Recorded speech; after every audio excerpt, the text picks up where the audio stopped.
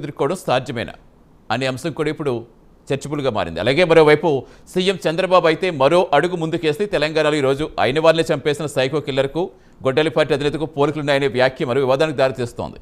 ఇంతకు జగన్ టార్గెట్గా కూటమి నేతల మాటల మర్మమేంటి, వైసీపీ సమాధానాలేంటి? ఇవి అంశాలపై డిబేట్ కంటిన్యూ చేద్దాం. డిబేట్లో ప్రస్తుతం మనతో జాయిన్ అవుతున్నారు పగడాల శివపార్వతి గారు, జనసేన స్పోక్స్ పర్సన్, ఆంధ్రప్రదేశ్ నాటక అకాడమీ డైరెక్టర్ మనకి జూమ్లో జాయిన్ అయ్యారు. అలాగే జ్వాలాపురం శ్రీకాంత్ గారు, వైసీపీ స్పోక్స్ పర్సన్ మనకి జూమ్లో జాయిన్ అయ్యారు. కాసేపట్లో ఖమ్మంపాటి శిరీష్ గారు, టీడీపీ స్పోక్స్ పర్సన్, పోతుల నాగరాజు గారు విశ్లేషకులు మనకి అందుబాటులోకి వస్తారు. ఇద్దరికి నమస్తే అండి, వెల్కమ్ టు ది డిబేట్. ముందుగా శ్రీకాంత్ గారు మీతో స్టార్ట్ చేద్దాం. ఏంటి చంద్రబాబు గారు వ్యాఖ్యలు ఎలా చూస్తారు మీరు?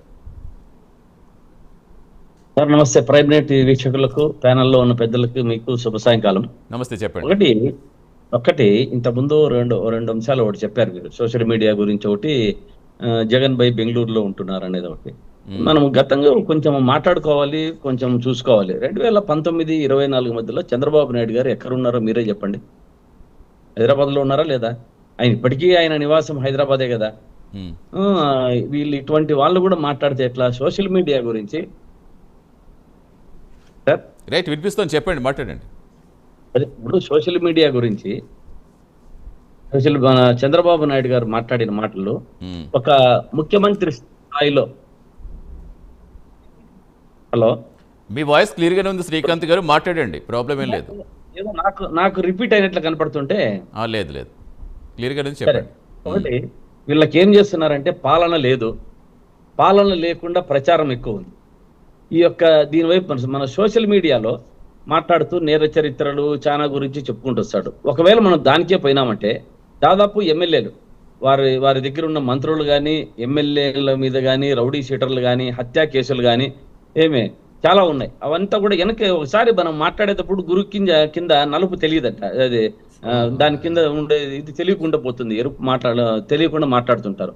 అదేవిధంగా జనసేన నేతలు మనము నిన్ననే చూసాం, పోలీస్ స్టేషన్లపై దాడులు ఎలా ప్రవర్తించారనేది అందరికీ తెలిసినది. కోర్టులో గొడవలు, ఇవన్నీ కూడా ఉన్నాయి. Social media TDP Janasena IT cell fake accounts లో ట్రోల్ చేస్తున్నది అని కోర్టులో కేసులు చాలా ఉన్నాయి. ఇవన్నీ వారి కిందే ఉన్నాయి. సోషల్ మీడియాలో సోషల్ మీడియా అనేది ప్రజల గొంతు. సోషల్ మీడియా అనేది ఏ పార్టీకి సొంతం కాదు, అది ప్రజల యొక్క వేదిక. ప్రజలకు నిజాన్ని మనము తెలియజేయడానికి చేసుకున్నటువంటి వేదిక. ఇటువంటి పరిస్థితుల్లో చంద్రబాబు నాయుడు గారు నిజంగా మాట్లాడడం అనేది ఒక స్థాయిలో గొడ్డలని, సీఎం స్థాయిలో, నేను చెప్పేది వేరే వాళ్ళు ఎవరైనా మాట్లాడిన అర్థం ఉంది, ఒక సీఎం గా ఉండి బాధ్యతాయుతమైన ఒక ముఖ్యమంత్రి స్థానంలో ఉండి 24 గంటలు గొడ్డలి, 24 గంటలు సైకో, ఇవన్నీ ఒక దేనికి మనము టీవీలు చూస్తుంటారు ప్రజలు, పిల్లలు అందరూ కూడా. మనము ఎలా మార్గదర్శకులుగా ఉండాలి అంటే ఒకటి ఇక్కడ కరెక్టే శ్రీకాంత్ గారు సరే, రాజకీయాల పరంగా విమర్శలు ఎన్నైనా చేసుకోవచ్చు, దాన్ని ఎవరు తప్పుపట్టరు. కానీ నిజంగా సోషల్ మీడియా వేదికగా గత కొన్నాళ్ళుగా ఈ మహిళల్ని కానీ లేదా వ్యక్తిగత అన్నాలు కానీ ఈ పార్టీ ఆ పార్టీ అని చెప్పట్లేదు నేను. జనరల్గా ఇది పేటరేగిపోతుంటే మరి దీనికి అడ్డుకట్టు వేయాలి కదా. ఖచ్చితంగా ఎవరికైతే చేస్తున్నారు అంటే వాళ్ళు వెనకాల ఎవరు సపోర్ట్ ఉంది కాబట్టి చేస్తారనేది కూడా ఆరోపణలు ఆధారాలు సహా బయటకు వస్తున్నప్పుడు మరి ఎలా అరికట్టాలంటారు మీరు చెప్పండి. ఇప్పుడు సోషల్ మీడియా వేదిక, తప్పులు కేసులు పెట్టడం తప్పు కాదు, తప్పు ఎవరు చేసినా తప్పే. మేము దాన్ని ఎప్పుడు కూడా తప్పు పట్టము. అంటే మేము ఇప్పుడు నిన్న కొన్ని కేసులు చూస్తూ ఉన్నాం. స్థాయి కృష్ణ కేసు కానీ, అదే విధంగా ఆ అబ్బాయి, ఇంకొక అబ్బాయి మన పోలీసుల వేధింపులతో చనిపోయినటువంటి ఇంకొక అబ్బాయి కానీ, అదే విధంగా మన సుగాలి ప్రీతి కానీ, అదే విధంగా మొన్నటి జరిగినటువంటి ఈ అబ్బాయి మన రావణ్ చౌదరి కానీ, వీళ్ళందరూ కూడా ఏం చేస్తున్నారు అంటే మీరు వాళ్ళ మీద ఎలా కేసులు పెట్టాలి? ఇప్పుడు రావణ్ చౌదరి ఉన్నాడు, ఏదో కేసులు పెట్టారు, ఎటువంటి దేశద్రోహం కేసులు కానీ, ఉపా చట్టం కానీ అది నిర్వర్తించదు అనేది ఒక డీజీపీ గారే స్వయంగా, మీ డీజీపీ గారే స్వయంగా బయటకు వచ్చి చెప్పారు. అంటే ఇటువంటి పరిస్థితుల్లో మనం ఎక్కడికి పోతున్నాం అంటే మనము అంటే రెడ్ బుక్ రాజ్యాంగాన్ని లేదంటే ఎవరు ప్రశ్నిస్తే వాళ్ళని లోపడేయడానికి ఇది కాదు కదా. అంటే ఒకటి భావ ప్రకటన స్వేచ్ఛ ఉంది కదా అని ఏది పడితే అది, ఎంత పడితే అంత మాట్లాడటం కూడా కరెక్టే అంటారా? మాట్లాడకూడదని నేను ఎప్పుడు చెప్పడం లేదు, నేను ఒక్కటే చెప్పా. ఈ అబ్బాయి మన రావణ్ చౌదరి గురించి మాట్లాడు దాదాపు 2025 నుంచి మాట్లాడుకుంటూ వస్తున్నాడు. హిందూ దేవుళ్లను, హిందూ మన ఏదన్నా కానీ అటువంటి సంస్కృతి సాంప్రదాయాలు మరిచి మాట్లాడుకుంటూ వస్తున్నారు. అంటే మిమ్మల్ని మాట్లాడేటప్పుడు మాత్రమే ఇది మీకు కనపడిందా? 25 నుంచి మీరే కదా ఉన్నారు, ఏం చేస్తున్నారు? అప్పుడు ఎందుకు అరెస్ట్ చేయలేకపోయారు?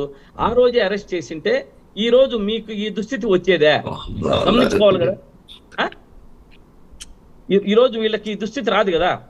ఆ దుస్థితి వచ్చిందని చెప్పి ఎటువంటి కేసు అంటే అటువంటి కేసులు పెట్టి ఇప్పుడు ఒకసారి మనం చూసుకుంటూ పోతే 2014, 19, 14లో ప్రతిపక్షాల నేతలపై జగన్మోహన్ రెడ్డి గారు ఉన్నప్పుడు ఎక్కడ కేసులు తక్కువ, ఎక్కడా లేవు. అదే విధంగా 2024, 26లో చూసుకోండి, వరుసగా అరెస్టులు, అన్ని అక్రమ కేసులు. అంటే ఇవన్నీ మనం ఎక్కడికి పోతున్నాం. అదే విధంగా ఐటీ దాడులు జగన్మోహన్ రెడ్డి గారి టైంలో చూసుకోండి, లేవు ఇంతవరకు ఐటీ దాడులు. ఇప్పుడు చూస్తే యూట్యూబర్లు, జర్నలిస్టులపై ఎఫ్ఐఆర్లు, జర్నలిస్టులందరినీ కూడా ఇది చేసే పరిస్థితి వచ్చింది. జగన్మోహన్ రెడ్డి గారు 5 ఏళ్ల పాలనలో ఒక్క యూట్యూబర్ వీయడం ఉందా? యూట్యూబర్లపై ఇలా దాడి చేసిన అంశాలు ఉన్నాయా? కాకపోతే అప్పుడు ప్రశ్న ఇచ్చినా కూడా ఆ ప్రశ్నకు తగ్గ సమాధానం చెప్పి మేము మన జగన్మోహన్ రెడ్డి గారు కానీ, మంత్రులు కానీ, ఎమ్మెల్యేలు కానీ దానికి సమాధానం చెప్పేవాళ్ళు. ఇప్పుడు వీరికి సమాధానం లేక వీరి దగ్గర 2 సంవత్సరాల కింద ప్రశ్న అడిగితే పైన కేసులు. బాబు గారి దృష్టిలో, చంద్రబాబు గారి దృష్టిలో నేరం అంటే ఏంటి అని నేను అడుగుతున్నా. అంటే వీళ్ళ చంద్రబాబు నాయుడు గారి దృష్టిలో నేరం అంటే ప్రశ్న వేస్తే అది నేరం కింద పరిగణిస్తున్నారు అన్నది యూట్యూబర్లు కానీ, ప్రజలు కానీ అందరూ కూడా ఒక దీంట్లో ఫిక్స్ అయిపోయారు. అంటే ఇటువంటి ప్రభుత్వ వైఫల్యాలను మనం ఎత్తి చూపిస్తే మనము దాన్ని దీని కింద కేసుల కింద పరిగణించమనేది ఎంత మాత్రం సబబు? అంటే శ్రీకాంత్ గారు సరే కాదు మాట్లాడదాం, వాటి గురించి కూడా మాట్లాడదాం. జనరల్ కూడా కొన్ని విషయాలు మాట్లాడుకుంటే ఇప్పుడు ప్రశ్నించడం కానీ, ప్రశ్నలు లేవనెత్తడం కానీ, అక్కడ అన్యాయం జరిగితే అన్యాయాన్ని ఎత్తి చూపడం కానీ, లేదా మాకు అన్యాయం జరిగితే చెప్పడం కానీ తప్పు కాదు. కానీ అవి మాట్లాడుతూ వ్యక్తిగతంగా మాట్లాడటం, వ్యక్తిగత దోషణలు చేయటం, మరి ఇలాంటివన్నీ పేటరేగిపోతున్నాయి కదండి రోజు రోజుకి. అంతటి పార్టీల పరంగా వద్దు, జనరల్గా మాట్లాడుకుందాం అంటున్నా ప్రస్తుతానికి. సార్ నేను అది జనరల్ గా నేను మాట్లాడుతున్నాను. ఎవరైనా, నేను ఇంతకుముందు ఏం చెప్పాను, ఎప్పటికి ఏ పార్టీ అయినా సరే, వైఎస్ఆర్ కాంగ్రెస్ పార్టీ కాదు, తెలుగుదేశం పార్టీ కాదు, జనసేన కాదు, కాంగ్రెస్ కాదు, ఇంకోటి కమ్యూనిస్ట్ కాదు, ఎవరైనా సరే, నేనైతే భావ స్వేచ్ఛన ప్రకటన ఉందని చెప్పి సబ్జెక్ట్ ఏదైతే ప్రభుత్వాన్ని నిలదీయాలో దాన్ని మాత్రమే ప్రజల గొంతుకుగా వినిపించాలి, అంతే తప్ప వ్యక్తిగతంగా ఎవరు కూడా మాట్లాడకూడదు. కానీ ఆ వ్యక్తిగతంగా మాట్లాడే స్థాయిలో ఇప్పుడు నాకు ఉన్నటువంటి దీంట్లో కూడా ప్రతి ఒక్క పార్టీ కూడా, వైఎస్ఆర్ కాంగ్రెస్ పార్టీ, మన తెలుగుదేశం పార్టీ, వీళ్ళందరూ కూడా, జనసేన కానీ కూర్చొని